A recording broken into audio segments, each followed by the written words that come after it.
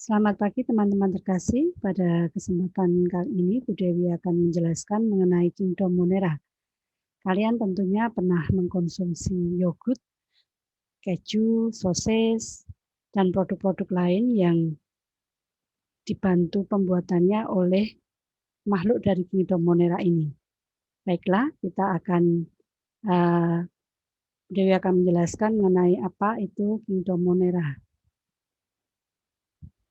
Kingdom Monera merupakan salah satu dari 5 kingdom makhluk hidup yang akan kita pelajari di kelas 10 ini. Isi dari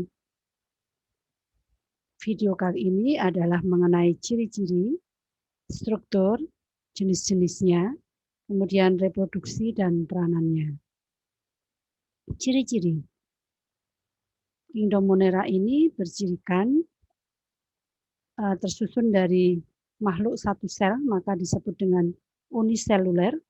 Kemudian tipe selnya adalah prokariotik. Masih ingat apa itu prokariotik? Ya, prokariotik berasal dari kata pro artinya belum, karion itu inti, dan TK itu selubung atau membran. Maka organisme prokariotik itu adalah organisme yang belum memiliki membran inti atau intinya dikatakan belum sejati.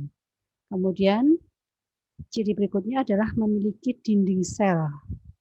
Dinding selnya khas pada bakteri yaitu senyawa peptidoglikan.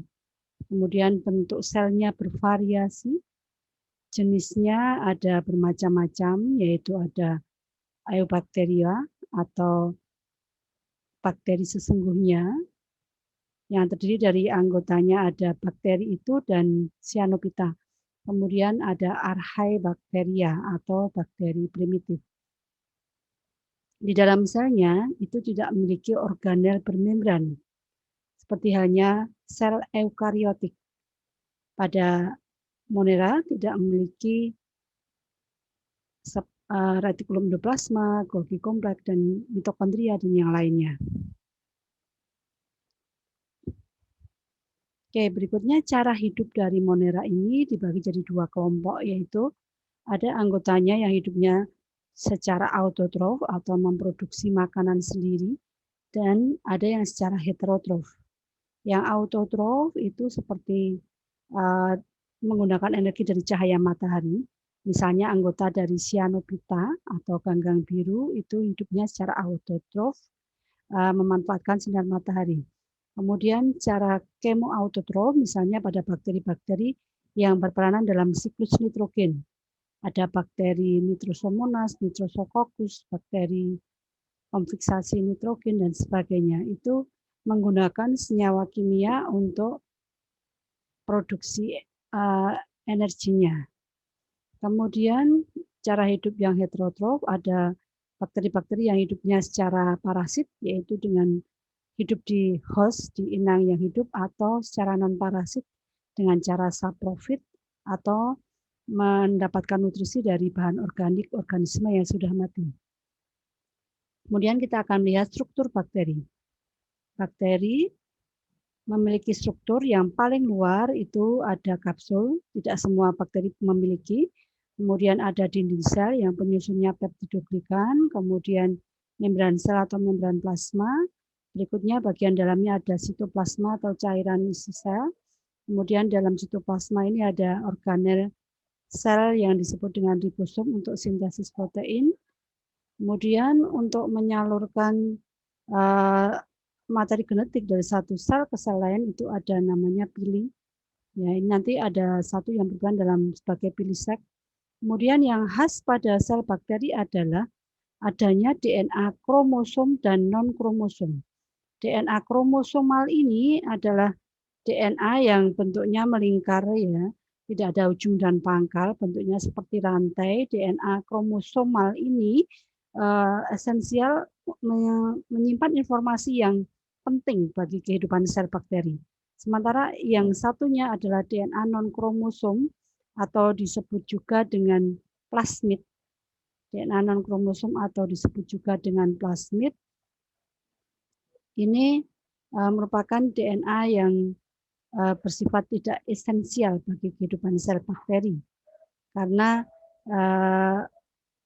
DNA kromosom ini dia hanya menyimpan informasi-informasi yang kalau bakteri itu tidak memiliki, maka tidak akan menyebabkan kematian sel bakteri. Misalnya, sifat resisten terhadap antibiotik. Itu tidak merupakan sifat yang esensial bagi sel bakteri. Itu disimpan di dalam plasmid ini atau DNA non-kromosom dari bakteri. Kemudian golongan kingdom Monera ada Archaebacteria dan Eubacteria. Kemudian Eubacteria sendiri ada bakteri dan cyanobacteria. Archaebacteria ini adalah kelompok bakteri purba yang hidup pada habitat yang ekstrim. Sementara kalau Eubacteria ini kelompok bakteri yang sejati yang biasanya kita jumpai dalam kehidupan sehari-hari di dalam tubuh kita, kemudian di sekitar kita. Kemudian cyanobacteria ini adalah ganggang hijau biru atau disebut juga ganggang biru. Khasnya karena dia memiliki pigmen vicocyanin atau pigmen warna biru. Organisme ini lebih menyerupai bakteri maka masuk dalam kelompok Eubacteria. Apa sih perbedaan antara Eubacteria dan Archaebacteria? Ya, kalau Eubacteria dinding selnya mengandung peptidoglikan, sementara kalau Archaebakteri dinding sel tidak mengandung peptidoglikan.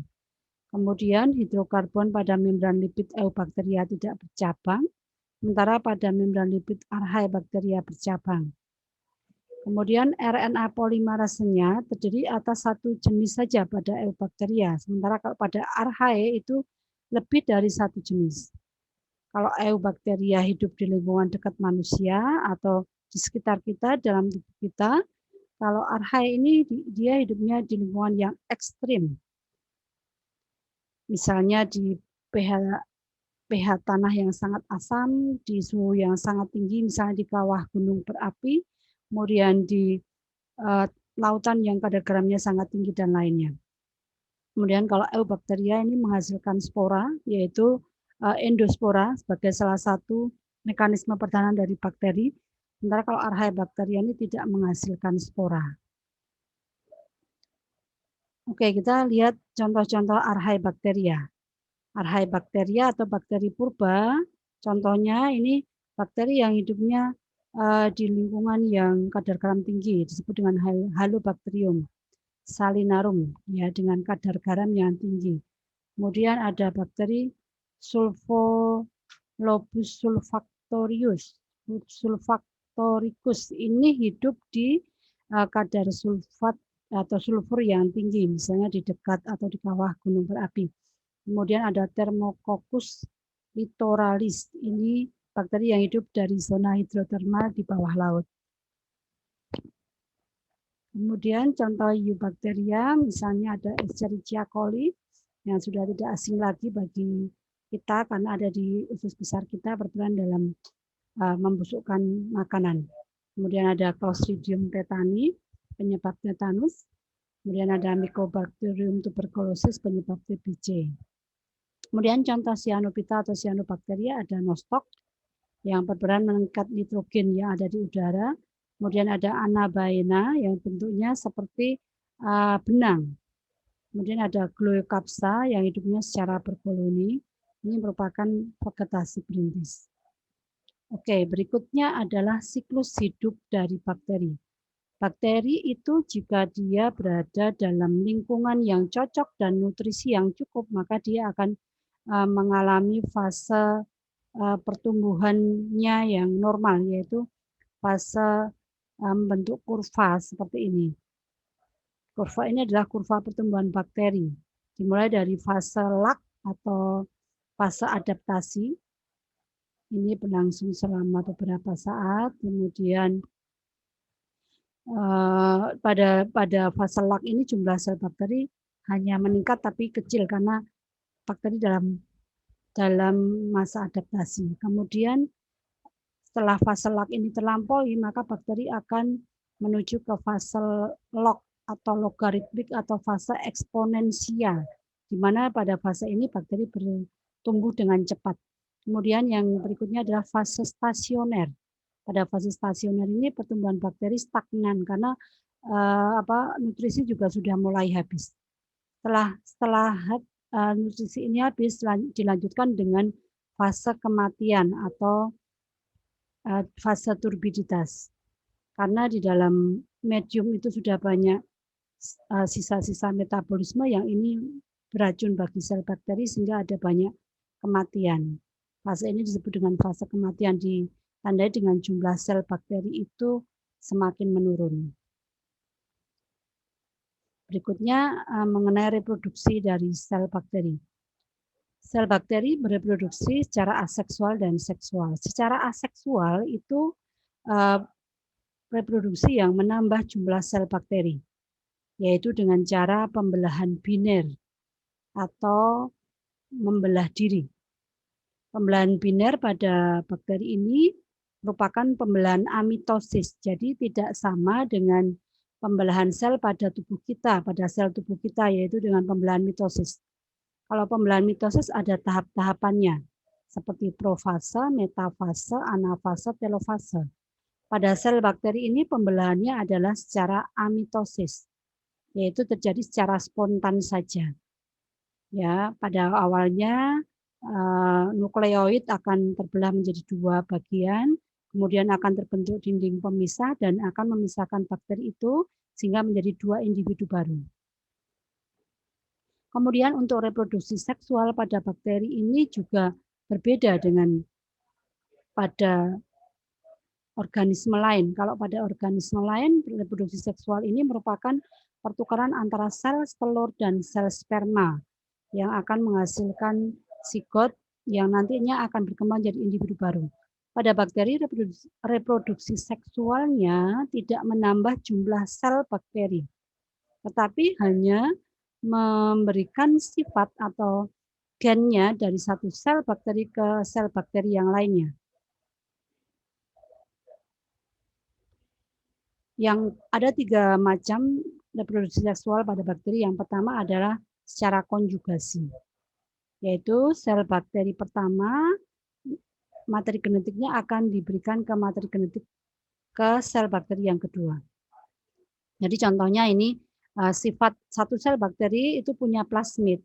Plasmid ini dia menyimpan sifat resisten terhadap antibiotik.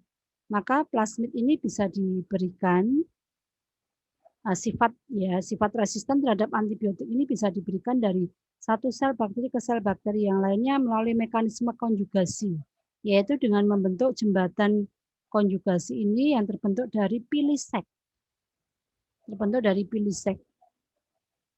Plasmidnya akan dikopi kemudian dipindahkan ke sel bakteri yang lainnya, sehingga sel bakteri yang lainnya itu memiliki sifat seperti sel bakteri pertama. Ini dengan konjugasi. Kemudian yang kedua secara transduksi.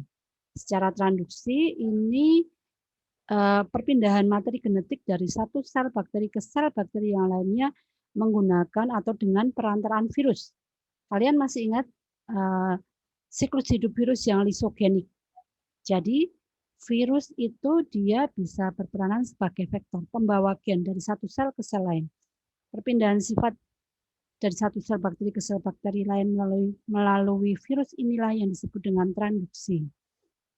Kemudian yang ketiga disebut dengan transformasi, yaitu perpindahan DNA bebas dari satu sel bakteri ke sel yang lain.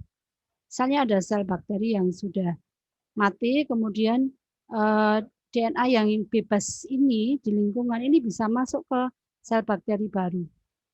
Ya, sehingga terjadi rekombinasi. Proses ini yang disebut dengan transformasi, sehingga suatu sel bakteri itu mengandung materi genetiknya dan materi genetik dari lingkungannya. Berikutnya peran Monera. Monera seperti halnya organisme lain memiliki peranan baik itu menguntungkan atau merugikan. Contoh yang menguntungkan adalah misalnya Streptomyces griseus. Ini merupakan bakteri penghasil antibiotik, yaitu streptomycin. Kemudian ada Bacillus thuringiensis. Ini adalah bakteri penghasil biosida. atau ini berperan sebagai pestisida. Jadi suatu bakteri Bacillus thuringiensis ini jika dia disisipkan secara rekayasa genetika pada suatu tumbuhan, maka menyebabkan tumbuhan itu menjadi bisa membuat pestisida sendiri, bisa membasmi hama sendiri. Kemudian Escherichia coli ini merupakan bakteri yang membusukkan makanan dalam sistem pencernaan kita, juga membantu pembentukan vitamin K. Contoh yang lain ada Acetobacter psillinum. Ini merupakan bakteri yang berperan dalam pembuatan nata de coco. Kemudian Streptococcus lactis, bakteri yang berperan dalam pembuatan keju. Kemudian ada Alcanifora curcumensis, ini membantu proses bioremediasi. Selain menguntungkan, ada juga bakteri yang berperanan merugikan dalam kehidupan, misalnya Pseudomonas cocovenenans. Ini menyebabkan keracunan makanan apabila hinggap pada makanan seperti contohnya tempe. Kemudian ada Bacillus anthracis, ini merupakan penyebab penyakit antrak pada sapi. Kemudian Leuconostoc mesenteroides, ini penyebab perlendiran pada makanan. Peran negatif yang lain misalnya adalah bakteri-bakteri penyebab penyakit seperti Streptococcus pneumonia menyebabkan penyakit pneumonia, kemudian Mycobacterium tuberculosis menyebabkan penyakit TBC, kemudian Clostridium tetani penyebab penyakit tetanus. Demikian penjelasan dari Bu Dewi mengenai Kingdom Monera. Jika ada teman-teman yang masih belum paham mengenai materi ini, silakan bertanya langsung kepada Bu Dewi. Sekian dan terima kasih teman-teman. Semoga bermanfaat video ini dan kalian tetap semangat dalam belajar dan jaga kesehatan. Berkah dalam.